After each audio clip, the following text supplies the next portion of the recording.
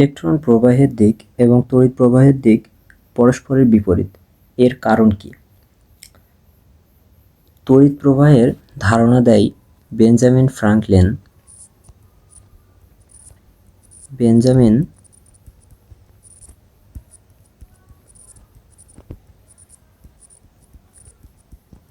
Franklin.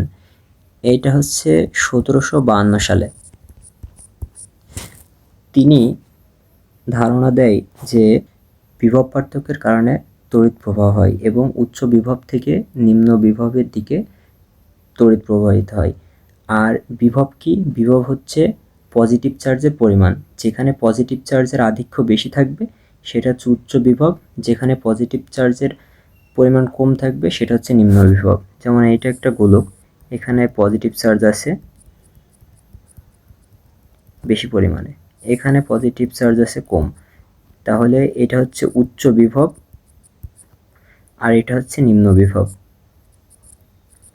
তো এখানে তড়িৎ প্রবাহের দিকটা হবে উচ্চ বিভব থেকে নিম্ন বিভবের দিকে। অর্থাৎ এখানে হচ্ছে নেগেটিভ চার্জের পরিমাণটা বেশি আছে, এখানে নেগেটিভ চার্জ যদি কম থাকে এখানে নেগেটিভ চার্জের পরিমাণ বেশি আছে। অর্থাৎ তড়িৎ প্রবাহের যে দিক এটা হচ্ছে পজিটিভ থেকে নেগেটিভের দিকে। এই ধারণাটা দেয় বেঞ্জামিন ফ্রাঙ্কলিন 1752 সালে। এরপরে জে জে থমসন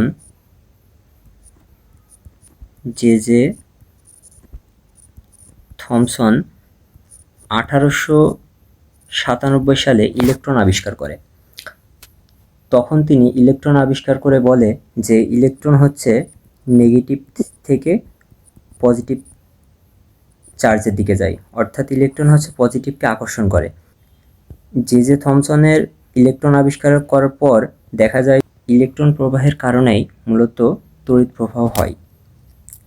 কিন্তু তখন একটা সমস্যা দেখা দেয় যে বেঞ্জামিন ফ্রাঙ্কলিন বলেছে যে তড়িৎ প্রবাহ পজিটিভ চার্জ থেকে নেগেটিভ চার্জের দিকে যায়, কিন্তু জে জে থমসন ইলেকট্রন সম্পর্কে বলেছে যে ইলেকট্রন পজিটিভ চার্জকে আকর্ষণ করে, যেটা হচ্ছে নেগেটিভ থেকে পজিটিভ যায়। ফলে তড়িৎ প্রবাহ এবং ইলেকট্রন প্রবাহের দিকটা উল্টা হয়ে যায়। যেমন আমরা একটা তারে, এখানে ভিতরে ইলেকট্রন আছে, এটাকে যদি আমরা একটা ব্যাটারির সাথে যুক্ত করি তাহলে ব্যাটারির যে পজিটিভ চার্জ এটা এই ইলেকট্রনকে নিচের দিকে আকর্ষণ করবে, আর এই নেগেটিভ চার্জ এই ইলেকট্রনকে এই দিকে সরিয়ে দিবে, ধাক্কা দিবে, যার ফলে ইলেকট্রনগুলো পরস্পর ধাক্কা খেয়ে এই দিকে আসতে থাকবে আর কারেন্টের ফ্লোটা বিপরীত দিকে হইতে থাকবে।